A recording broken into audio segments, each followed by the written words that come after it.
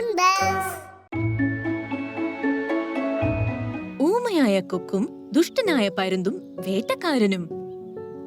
ഒരു ദിവസം രാവിലെ മോണ്ടുകുരങ്ങനും ബഗീരയും മാനും ആനയും സീബ്രയും കാട്ടിലൂടെ നടക്കുകയായിരുന്നു. അപ്പോൾ അവർ വഴിയിലൊരു കൊക്ക് കിടക്കുന്നത് കണ്ടു. അല്ല, ഇതൊരു കൊക്കല്ലേ? അബോധാവസ്ഥയിലാണെന്ന് തോന്നുന്നു. ഇവന് വേഗം തന്നെ ഡോക്ടർ മുയലിന്റെ അടുത്തെത്തിക്കാം. രാമു ആന തന്റെ തുമ്പിക്കൈയിൽ അതിനെ എടുത്ത് ഡോക്ടർ മുയലിന്റെ അടുത്ത് എത്തിച്ചു. ഡോക്ടർ കൊക്കിന്റെ നെറ്റിയിൽ ചെറുതായിട്ട് ഒരു തൈലം പുരട്ടി. കുറച്ച് സെക്കൻഡിനുള്ളിൽ കൊക്കിന് ബോധം വന്നു. ദൈവത്തിന് നന്ദി. കൊക്കെ, നീ ഓക്കെ ആണല്ലോ അല്ലേ? കൊക്ക് അവർക്ക് ഒരു ഉത്തരവും നൽകിയില്ല. അവരെ നോക്കിക്കൊണ്ടേയിരുന്നു. കൊക്കെ, നീ എന്താ ഒന്നും സംസാരിക്കാത്തത്? പ്രിയപ്പെട്ട കൊക്കെ, നിനക്കെന്താ സംസാരിക്കാൻ കഴിയില്ലേ? അതിന് കൊക്ക് ഇല്ല എന്ന് തലയാട്ടി. അതെ, ഇത് വളരെ വിഷമമുള്ള കാര്യമാണ്. അത് വിടൂ. ഇന്നു മുതൽ ഞങ്ങൾ എല്ലാവരും നിന്റെ കൂട്ടുകാരാണ്. ഞങ്ങൾ നിന്നെ മിങ്കു കൊക്കെന്ന് വിളിക്കാം. അത് ഓക്കെ ആണോ? അതിന് മറുപടിയായി കൊക്ക് പുഞ്ചിരിച്ചു. എല്ലാ മൃഗങ്ങളും അതിനെ അവരുടെ കൂടെ കൊണ്ടുപോയി. ക്രമേണ കൊക്ക് എല്ലാ മൃഗങ്ങളുമായി കൂട്ടായി. ഒരു ദിവസം ഗോൾഡി പരുന്ത് കാട്ടിലേക്ക് വന്നു. അത് തന്റെ കാലുകളിൽ ഒരു ചെറിയ പഴക്കൂട പിടിച്ചിരുന്നു. സർപ്രൈസ്! എന്റെ പ്രിയപ്പെട്ട വനവാസികളെ, നിങ്ങൾക്കൊക്കെ സുഖമാണോ? അല്ല ഗോൾഡി പരുന്തേ, നീ പട്ടണത്തിൽ നിന്ന് എപ്പോഴാ വന്നത്? ഇപ്പൊ വന്നതേ ഉള്ളൂ. നിങ്ങൾക്കെല്ലാവർക്കും ഈ പഴക്കൂട സമ്മാനമായി കൊണ്ടുവന്നതാണ്.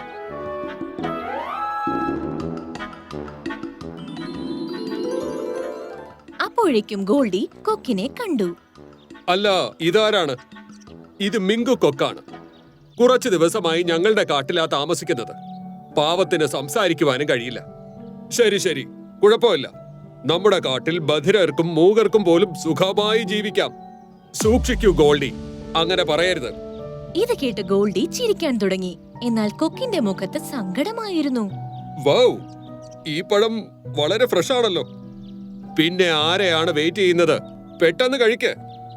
മിങ്കു കൊക്കൊഴിച്ച് ബാക്കി എല്ലാവരും അത് കഴിച്ചു. എന്തെന്നാൽ പരുന്തിന്റെ വാക്കുകളിൽ അവന് ദേഷ്യം വന്നു. അപ്പോൾ രാമു ആനയ്ക്ക് കോട്ടുവാ വന്നു. എനിക്ക് നല്ല ഉറക്കം വരുന്നു. അതെ, എനിക്കും. വാ പോകാം. നിന്നെ നാളെ കാണാം ഗോൾഡി. ഗുഡ് നൈറ്റ് കൊക്കെ. എല്ലാ മൃഗങ്ങളും ഉറക്കം വന്നിട്ട് അവിടെ നിന്നും പോയി. അപ്പോൾ കൊക്ക് ചിന്തിക്കുവാൻ തുടങ്ങി. ഇവർ സാധാരണ പാതിരാത്രി വരെ ഉണർന്നിരിക്കുന്നവരാണല്ലോ. പക്ഷേ ഇന്ന് എത്ര പെട്ടെന്ന് അവർക്ക് എങ്ങനെയാ ഉറക്കം വന്നത്?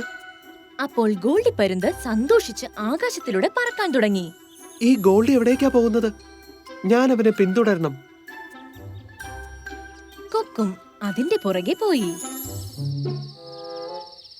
കുറച്ചു സമയത്തിനു ശേഷം ഗോൾഡി ഒരു വേട്ടക്കാരന്റെ അടുത്ത് നിൽക്കുന്നതാണ് കൊക്ക് കണ്ടത്. കൊക്ക് ഒളിച്ചിരുന്ന് അവർ പറയുന്നത് കേട്ടു. പറയൂ ഗോൾഡി, എന്ത് വാർത്തയാ ഉള്ളത്? വാർത്ത വളരെ നല്ലതാണ് ഉസ്താദ്. താങ്കൾ പഴങ്ങളിൽ കലർത്തിയ ലഹരി മരുന്ന് വളരെ നന്നായി പ്രവർത്തിക്കുന്നുണ്ട്. അത് കഴിച്ചതും എല്ലാവരും സുഖമായി ഉറങ്ങി. വൗ, അതിനർത്ഥം ഞാൻ എന്റെ ലക്ഷ്യത്തിൽ ഉറപ്പായും വിജയിക്കുമെന്നാണ്. ഈ ഗോൾഡി എന്തോ ഗൂഢാലോചന നടത്തുകയാണ്. പക്ഷേ എനിക്ക് എങ്ങനെ എല്ലാവരോടും ഈ സത്യം പറയുവാൻ കഴിയും? അല്ലയോ ദൈവമേ, എനിക്ക് സംസാരിക്കുവാൻ കഴിഞ്ഞിരുന്നുവെങ്കിൽ. അടുത്ത ദിവസം എല്ലാ മൃഗങ്ങളും പക്ഷികളും ഒരുമിച്ച് തടാകത്തിനരികത്ത് ഒത്തുകൂടി. അപ്പോൾ ഗോൾഡി പരുന്ത് വന്ന് പറഞ്ഞു, ഇന്ന് രാത്രി എന്റെ ബർത്ത്ഡേ പാർട്ടിയാണ്. എല്ലാവരെയും ഞാൻ ഇൻവൈറ്റ് ചെയ്യുന്നു. Hi party! അപ്പോൾ അവിടെ നല്ല രസമായിരിക്കും. അതെ, ഉറപ്പായിട്ടും നിങ്ങൾ എല്ലാവരും സമയത്തിന് പൂന്തോട്ടത്തിൽ എത്തിച്ചേരണം, കേട്ടല്ലോ? ഉറപ്പായിട്ടും ഗോൾഡി പരുന്തേ. ഇത് പറഞ്ഞിട്ട് ഗോൾഡി പരുന്ത് അവിടെ നിന്ന് പോയി. ഗോൾഡി എങ്ങനെയാ ഇത്ര നല്ല സ്വഭാവക്കാരനായി മാറിയത്? നല്ല കാര്യമാണ്.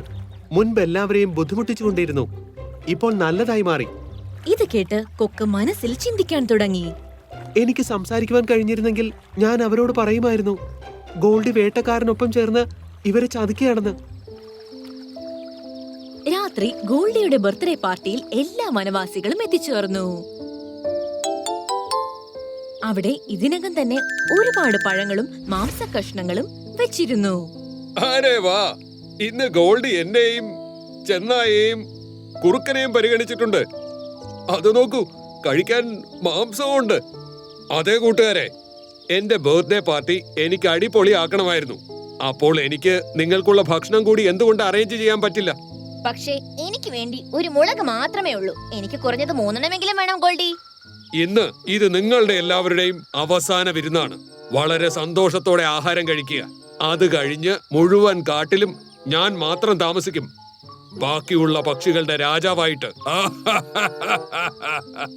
അതെ വിട്ടു, നീ തുടങ്ങിക്കോളൂ. അപ്പോഴേക്കും ഞാൻ നിനക്ക് വേണ്ടി ബാക്കി 2 മുളകും കൂടി കൊണ്ടുവരാം. ഇതും പറഞ്ഞ് ഗോൾഡി പരുന്ത് അവിടെ നിന്നും പോയി. അപ്പോൾ മിങ്കുക്കൊക്കെ അവിടെ എത്തിച്ചേർന്നു. മിങ്കുക്കൊക്കെ, നീയും കൂടി വന്നത് എന്തായാലും നന്നായി. വരൂ, നീയും പാർട്ടി എൻജോയ് ചെയ്യ്. ദൈവമേ, ഇന്ന് നീ എനിക്ക് ശബ്ദം തരൂ, അല്ലെങ്കിൽ വളരെ വലിയ തെറ്റിവിടെ സംഭവിക്കും.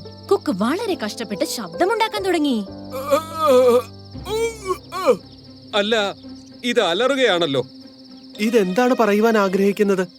ഞാൻ ഈ മുളക് കഴിക്കാൻ പോകുന്നു. എനിക്ക് വിശപ്പ് സഹിക്കാൻ കഴിയുന്നില്ല. മിട്ടു മുളക് കഴിക്കാൻ പോയപ്പോഴേക്കും കൊക്ക് ശക്തിയെല്ലാം പ്രയോഗിച്ചു. അപ്പോൾ അതിന്റെ വായിൽ നിന്നും ശബ്ദം പുറത്തു വന്നു. നിൽക്കൂ മിട്ടു, ആ മുളക് കഴിക്കരുത്. അതെ കൊക്കെ, നിനക്ക് സംസാരിക്കാൻ കഴിയുമോ? ദൈവത്തിന് നന്ദി, എനിക്ക് ശബ്ദം വന്നു. എന്നാൽ ഇത്ര പെട്ടെന്ന് എങ്ങനെയാ നിനക്ക് ശബ്ദം തിരിച്ചു കിട്ടിയത്? ഏതെങ്കിലും അപകടത്തിൽ ഒരാളുടെ ശബ്ദം പോവുകയാണെങ്കിൽ അതിനുശേഷം അവർ വളരെ ശക്തി ഉപയോഗിച്ച് വീണ്ടും സംസാരിക്കുവാൻ ശ്രമിക്കുകയാണെങ്കിൽ ശബ്ദം തിരിച്ചു വരും. പക്ഷേ ഒരാൾ ഇത്രയും പരിശ്രമിക്കുന്നത് എന്തെങ്കിലും വലിയ ബുദ്ധിമുട്ടുകൾ നേരിടുമ്പോഴാണ്. ആ മൃഗത്തിനോ മനുഷ്യനോ എന്തെങ്കിലും പ്രധാനപ്പെട്ട കാര്യം പറയാനുള്ളപ്പോഴാണ്. അതെ, വളരെ പ്രധാനപ്പെട്ട കാര്യമാണ്. നിങ്ങൾ എല്ലാവരും ശ്രദ്ധിച്ചു കേൾക്കണം. പരുന്ത് ഒരു വേട്ടക്കാരനൊപ്പം ചേർന്ന് ഗൂഢാലോചന നടത്തുകയാണ്. കൊക്ക് അതുവരെ നടന്നതും കണ്ടതുമെല്ലാം മൃഗങ്ങളോട് പറഞ്ഞു. ഈ ഗോൾഡിയെ നമ്മൾ വെറുതെ വിടില്ല. അവൻ വരട്ടെ. അങ്ങനെയല്ല കൂട്ടുകാരെ, ആ ഗോൾഡി പരുന്തിനെ ഒരു പാഠം പഠിപ്പിക്കുവാനുള്ള ഒരു ഐഡിയ എന്റെ കയ്യിലുണ്ട്. കുറച്ചു സമയത്തിനു ശേഷം ഗോൾഡി പരുന്ത് തന്റെ പങ്കാളി വേട്ടക്കാരനോടൊപ്പം അവിടെ തിരിച്ചു വന്നു. അപ്പോൾ എല്ലാ മൃഗങ്ങളും നിലത്ത് ബോധമില്ലാതെ കിടക്കുകയായിരുന്നു. വൗ, നമ്മുടെ പ്ലാൻ വിജയിച്ചു. ഉസ്താദ് പുറത്തേക്ക് വന്നാലും ഞാൻ ഈ മൃഗങ്ങളെയെല്ലാം ട്രക്കിൽ നിറച്ച് പട്ടണത്തിലേക്ക് ട്രാൻസ്പോർട്ട് ചെയ്യും. അത് കഴിഞ്ഞ് ഇവരെയെല്ലാം മൃഗശാലയിൽ സൂക്ഷിക്കും. ഇത്ര തിടുക്കം എന്തിനാ വേട്ടക്കാരാ? അപ്പോൾ വേട്ടക്കാരനും ഗോൾഡിയും നോക്കിയപ്പോൾ മിങ്കുക്കൊക്ക് അവരുടെ മുന്നിൽ നിൽക്കുകയാണ്. ഊമയായ കൊക്കെ, നീ എപ്പോൾ മുതലാ സംസാരിക്കാൻ തുടങ്ങിയത്? എനിക്കെല്ലാം അറിയാം ഗോൾഡി. നിന്റെ കയ്യിലിരിപ്പ് മറ്റുള്ളവരെ അറിയിക്കുവാൻ വേണ്ടി ദൈവമാ എനിക്ക് ശബ്ദം നൽകിയത്. എന്നാലും നിനക്ക് എന്ത് ചെയ്യാൻ കഴിയും? ഇവരെല്ലാവരും അബോധാവസ്ഥയിലായി കഴിഞ്ഞില്ലേ? ശരിക്കും ഇത് നിന്റെ തെറ്റിദ്ധാരണയാണ്. അപ്പോഴേക്കും അതുവരെ ബോധരഹിതരായി നടിച്ചിരുന്ന എല്ലാ മൃഗങ്ങളും എഴുന്നേറ്റ് വന്നു.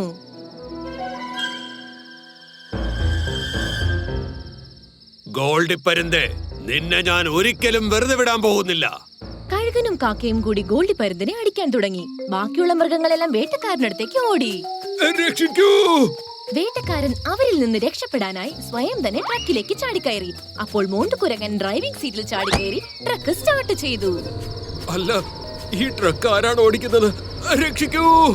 മോണ്ടുകുരങ്ങൻ ഓടിക്കൊണ്ടിരുന്ന ട്രക്കിൽ നിന്ന് എടുത്തു ചാടി. അപ്പോഴേക്കും ട്രക്ക് കുഴിയിലേക്ക് വീണു. വേട്ടക്കാരന്റെ ശബ്ദം കാട് മുഴുവൻ മുഴങ്ങി. അവിടെ ഗോൾഡിയുടെ അവസ്ഥയും വളരെ മോശമായി. നിങ്ങൾ എല്ലാവരും എന്നോട് ക്ഷമിക്കൂ. ഞാൻ ഇനി ഒരിക്കലും ചതിക്കില്ല. ഇവിടെ നിന്ന് പുറത്തു പോകുക ഗോൾഡി. ഇനി ഒരിക്കലും നമ്മുടെ കാട്ടിൽ നിന്നെ കാണരുത്. ഗോൾഡി അവിടെ നിന്നും പോയി. എല്ലാ മൃഗങ്ങളും കൊക്കിനോട് നന്ദി പറഞ്ഞു. തന്റെ ശബ്ദം തിരിച്ചു കിട്ടിയതിൽ കൊക്ക് വളരെ സന്തോഷവാനായിരുന്നു. ഇപ്പോൾ അവനും ഇഷ്ടമുള്ളതുപോലെ എല്ലാവരോടും സംസാരിക്കുവാൻ തുടങ്ങി.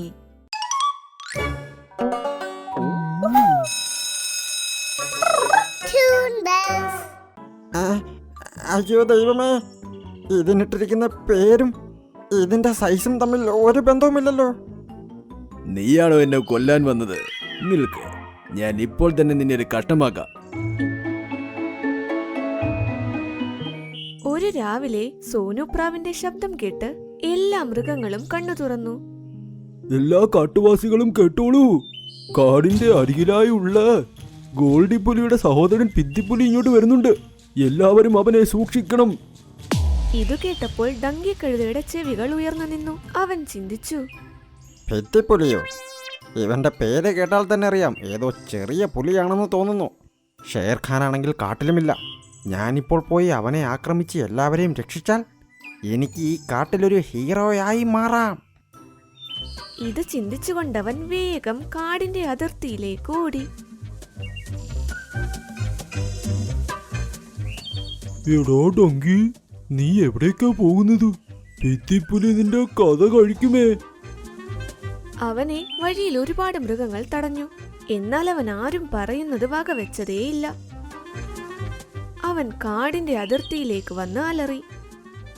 പിറ്റിപ്പുലി, നീ എവിടെയാണ്? ഞങ്ങളുടെ കാടിലേക്ക് കയറാൻ നിനക്ക് എങ്ങനെ ധൈര്യം വന്നു?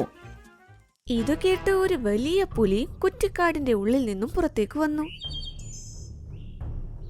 ഇത് കണ്ടതും അവന്റെ കിളിയും പറന്നു. അയ്യോ ദൈവമേ, ഇതിനിട്ടിരിക്കുന്ന പേരും ഇതിന്റെ സൈസും തമ്മിൽ ഒരു ബന്ധവുമില്ലല്ലോ. നീയാണോ എന്നെ കൊല്ലാൻ വന്നത്? നിൽക്ക്, ഞാൻ ഇപ്പോൾ തന്നെ നിന്നെ ഒരു കഷ്ടമാക്കാം. ഇങ്ങനെ പറഞ്ഞുകൊണ്ട് അവൻ ഡങ്കിയുടെ അടുത്തേക്ക് നടന്നു വന്നു.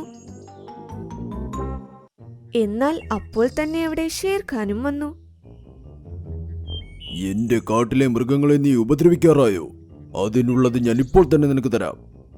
ഇങ്ങനെ പറഞ്ഞു ഷേർഖാൻ പുലിയുടെ നേരെ ചാടി വന്നു. അവനെ ഒരുപാട് പരിക്കേൽപ്പിക്കുകയും ചെയ്തു. ഷേർഖാൻ, ഇതിനുള്ളത് ഞാൻ നിനക്ക് തിരിച്ചു തരുന്നുണ്ട്.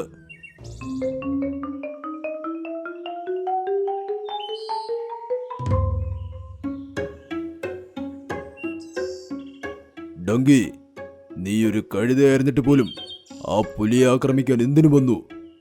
അവന്റെ പേര് പിദ്ദി എന്നാ. ഞാൻ കരുതി വല്ല കുഞ്ഞി പുലിയുമായിരിക്കുമെന്ന്.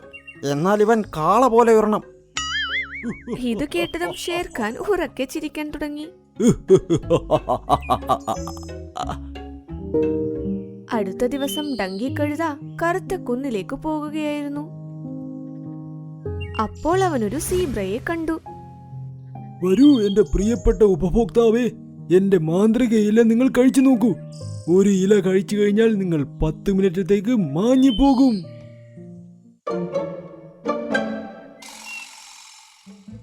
എന്താ പറഞ്ഞേ?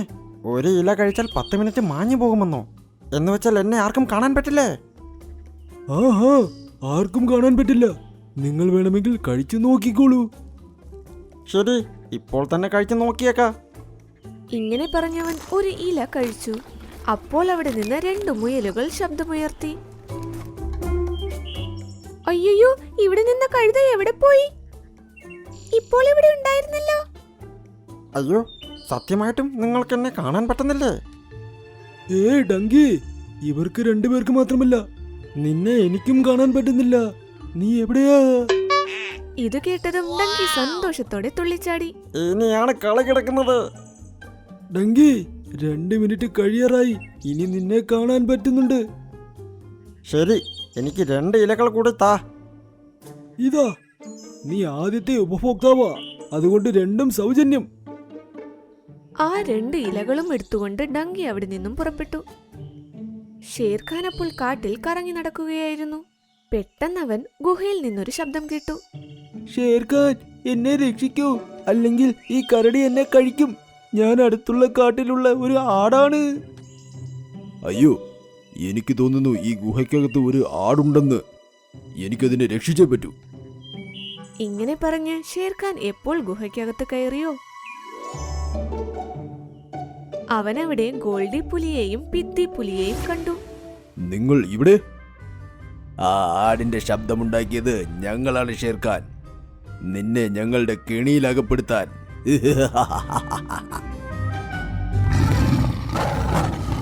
ഷേർഖാൻ എന്തെങ്കിലും ചെയ്യുന്നതിനു മുൻപ് 2 പുലികളും അയാളെ ആക്രമിച്ചു. സോനുപ്രാവ് അപ്പോൾ അവിടെ പറക്കുന്നുണ്ടായിരുന്നു. അവൻ ഷേർഖാൻ അലറുന്ന ശബ്ദം കേട്ടു. അയ്യോ, ഇത് ഷേർഖാന്റെ ശബ്ദമാണല്ലോ. അവൻ വേഗം ഗുഹയ്ക്കകത്തേക്ക് കയറി. അവനെ കൂട്ടിലടച്ചിട്ടിരിക്കുന്നത് കണ്ടു. നിങ്ങൾ രണ്ടുപേരും ഒരുമിച്ച് എന്നെ ആക്രമിച്ച് എന്നെ കീഴ്പ്പെടുത്തി. ഓരോരുത്തരായി വന്നിരുന്നെങ്കിൽ ഞാൻ കാണിക്കാമായിരുന്നു ആർക്ക് ഈ ഗതി വരുമെന്ന്. അത് ഞങ്ങൾക്ക് അറിയാം ഷേർഖാൻ. അതുകൊണ്ടാണ് ഞങ്ങൾ രണ്ടുപേരും ആക്രമിച്ചത്. ദൈവമേ, ഷേർഖാന്റെ ജീവിതം ആപത്തില. എനിക്ക് ഷേർഖാനെ രക്ഷിക്കാൻ എന്തെങ്കിലും ചെയ്തേ പറ്റൂ. സോനുപ്രാവ് ഈ വിവരം വേഗം കാട്ടിലെല്ലാം അറിയിച്ചു. എല്ലാ മൃഗങ്ങളും ഒരു സ്ഥലത്ത് ഒത്തുകൂടുകയും ചെയ്തു. നമുക്ക് ഷേർഖാനെ രക്ഷിച്ചേ പറ്റൂ. ഏത് മൃഗങ്ങൾക്ക് പറ്റും ആ രണ്ട് പുലികളെ കീഴ്പ്പെടുത്താൻ? എല്ലാവരും പരസ്പരം കൂടിയാലോചിക്കാൻ തുടങ്ങി. എന്നാൽ ആർക്കും ധൈര്യമില്ലായിരുന്നു ആ ഗുഹയ്ക്കകത്തേക്ക് കയറി അവരെ കീഴ്പ്പെടുത്താനായി. അപ്പോൾ കഴുത ചിന്തിച്ചു, ഇതാണ് ശരിയായ അവസരം. നല്ല 1-2 ഡയലോഗ് അടിച്ചിട്ട് ഷേർഖാനെ രക്ഷിക്കാൻ അങ്ങ് പോയേക്കാം. ഗുഹയ്ക്കകത്ത് കയറിയതിന് ശേഷം ഇല കഴിച്ച് മാഞ്ഞു പോകാം. അങ്ങനെ ഷേർഖാനെ എളുപ്പത്തിൽ മോചിതനാക്കാം. അതിനുശേഷം കാട്ടിലെ ഹീറോ ഞാൻ തന്നെ. നിങ്ങളെല്ലാവരും തമ്മിൽ കളിയും പറഞ്ഞിരുന്നോ? ഞാൻ എൻ്റെ രാജാവ് ഷേർഖാനെ രക്ഷിക്കാൻ പോകുക, അതും തനിയെ. ഇതു കേട്ട് എല്ലാ മൃഗങ്ങളും ഞെട്ടിത്തെറിച്ചു. കഴുത വളരെ അഹങ്കാരത്തോടെ ആവേശത്തിൽ പോയി. അവൻ ഗുഹയ്ക്ക് നേരെ നടക്കാൻ തുടങ്ങി. ഗുഹയ്ക്കകത്തേക്ക് കയറിയപ്പോൾ അവൻ കണ്ടു, ഷേർഖാൻ കൂട്ടിലാണ്. 2 പുലികളും അവിടെ തന്നെയുണ്ട്. ഇതെന്താ, ഷേർഖാനെ രക്ഷിക്കാൻ വേണ്ടി ഒരു കഴുത വന്നിരിക്കുന്നു? ഈ കഴുതയായിരിക്കും ഇപ്പോൾ നിങ്ങൾ 2 പേരിൽ നിന്നും ഷേർഖാനെ രക്ഷിക്കാൻ പോകുന്നത്. ഓ, നീ അങ്ങനെ ചെയ്യാൻ പോകുവാടോ? അപ്പോൾ കഴുത താൻ മുതുകിലിട്ടിരുന്ന ഇല താഴേക്ക് വീഴ്ത്തി അവരുടെ മുൻപിൽ വെച്ചു തന്നെ അത് നന്നായി കഴിച്ചു. അവർ 2 പേരും ഡങ്കിയെ ഞെട്ടലോടെ നോക്കി. പറയൂ, കാറ്റ് പോയോ നിങ്ങളുടെ? നിങ്ങൾക്കിനി എന്നെ കാണാൻ പറ്റില്ല. ഇങ്ങനെ പറഞ്ഞവൻ ഷേർഖാന്റെ കൂടിനടുത്തേക്ക് പോയി അത് തുറക്കാനും തുടങ്ങി. അപ്പോൾ ഗോൾഡി പറഞ്ഞു, നിന്റെ കാട്ടിലിനി എന്തൊക്കെ കാർട്ടൂൺ കാണണം ഷേർഖാൻ, എനിക്ക് ചിരി അടക്കാൻ പറ്റുന്നില്ല. ഇതു പറഞ്ഞവൻ ഡങ്കിക്ക് ഒരു അടി കൊടുത്തു.